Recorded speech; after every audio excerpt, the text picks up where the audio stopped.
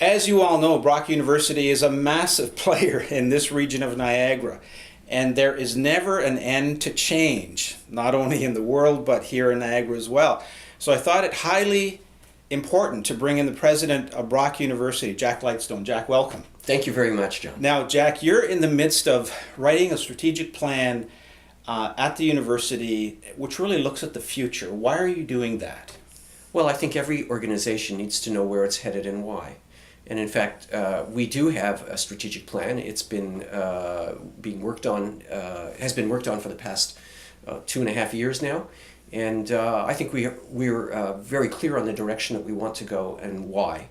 And what is happening right now is that the government has asked every university and every college in Ontario to fill in a strategic mandate agreement out of informed by their strategic plans in order to understand, to have a mutual understanding between each institution and the Ontario government as to how the university situates itself among its sister institutions in the province. Does that mean that we're trying to find a distinction between Brock's purpose and mandate from the others? Well, I think what we're trying to do is to define in what ways Brock is legitimately like the other universities, and in what ways is Brock legitimately different from the other universities. Right. Okay. Because I think any university has to do a number of things, and we're all going to do those things, or we're not a university. We have to do research, we have to teach, we have to serve the community, both the academic community, broadly speaking, and the community of the communities around us.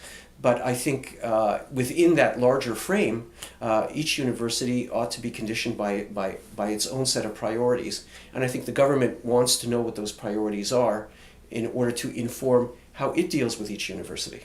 Well, this is very interesting to me, because as the world changes so rapidly, the universities have to recognize their primary, secondary role about how to help the economy, how to help not just young people, all students.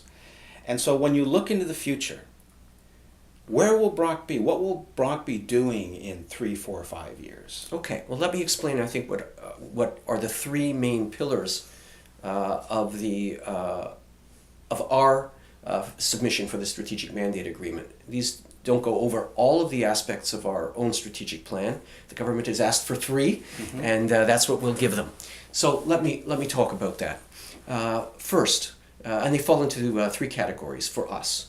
Our 3 principal strategic objectives for the next 5 years or so fall into 3 categories: research and graduate studies.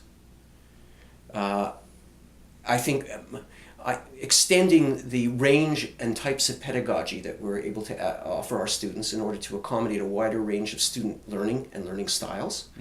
And the third is what we see to be our integral role in building the economic and social capital and cultural capital of the Niagara region. I must say that the place of the Niagara region is integral to actually all 3 of those goals, not just the last one. I'll be happy to explain. So over the past 12 years, Brock has had as one of its long-term objectives building its research profile, making research a pervasive aspect of the life of Brock University, and growing our graduate programs as a complement to our extensive undergraduate offerings. We have 75 undergraduate programs. Over the past 10 years, we've gone from 6 graduate programs to 42 graduate programs.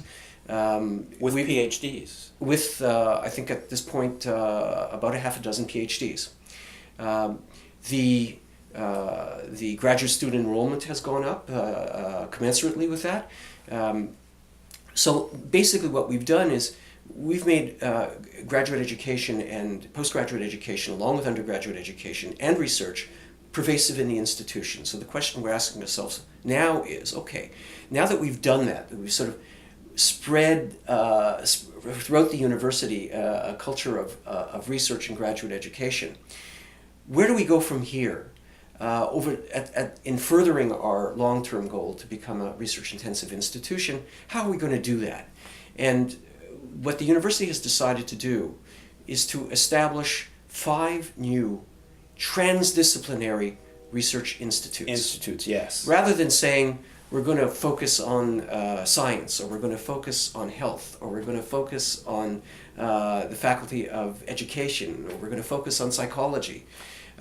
We've decided that what we're going to do is gather the strengths of our researchers, the very best we have, into these transdisciplinary institutes that are going to be thematic rather than discipline specific. Mm-hmm. And the criteria for determining what these institutes will be are very, very simple, but very clear. One, they have to gather a critical mass of self-evidently top-flight researchers that are at the university. Two, they have to show promise already of having gathered that critical mass of becoming world-renowned within a relatively short period of time. Three, they have to provide a sort of value-added environment for the future development of graduate studies at the university. So that our graduate studies development over the next year will be new PhD programs, for example, or new programs in general, will be related to the themes of these transdisciplinary institutes. And finally, they have to be related to some important issue in the communities around us, and they have to involve community partners. And so we have undertaken over the past year an RFP process, a call for proposals, and we've had an adjudication committee working. We've involved external experts outside of Brock to look at the proposals that have come forward, and we will name shortly 5 new transdisciplinary institutes, and they will be, for the next several years, a method by which we can focus our attention on future graduate program growth for the next 5 years or so, and they can become, as it were, world-renowned flagship institutes for Brock, showing that... Jack, can you identify any of the institutes? There's one that is public now, isn't there? Well, I actually, I think I'd be a little remiss to do so. I think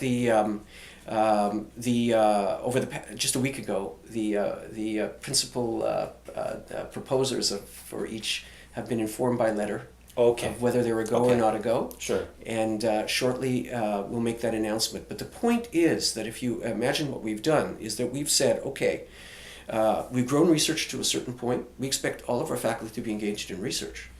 But over the next few years, we're going to build a couple of entities, all transdisciplinary. And transdisciplinary because the major issues facing the communities around us cannot be corralled into one discipline. Just to give you an example, the health of our population. We all know that Niagara has Niagarans face health problems for a variety of reasons, but the health of our population is not amenable to being dealt with by just one discipline. It's not going to be dealt with by biochemistry only, or neuroscience, or muscular physiology.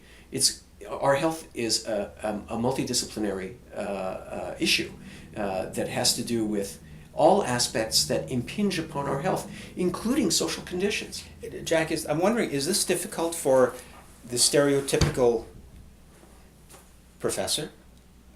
Are they welcoming this because they come from a tradition which is quite different from what you're talking about? Absolutely. So I think what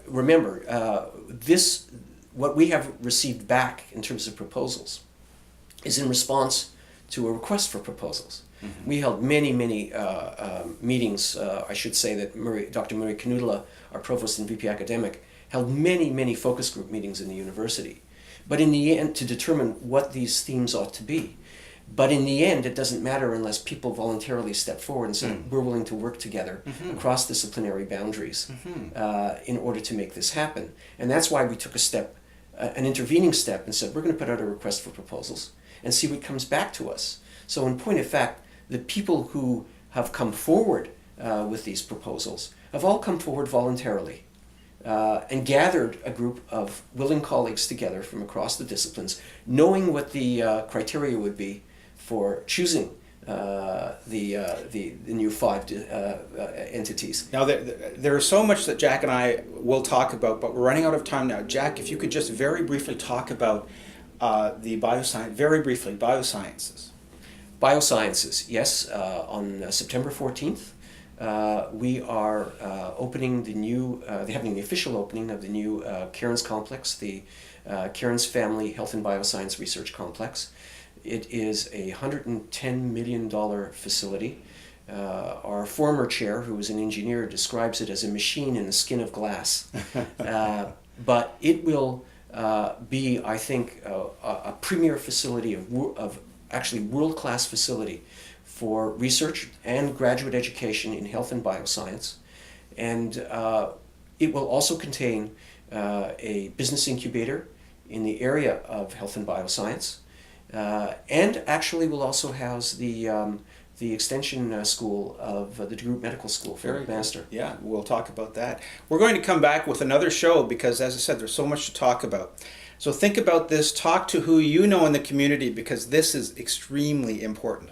I'll see you next week.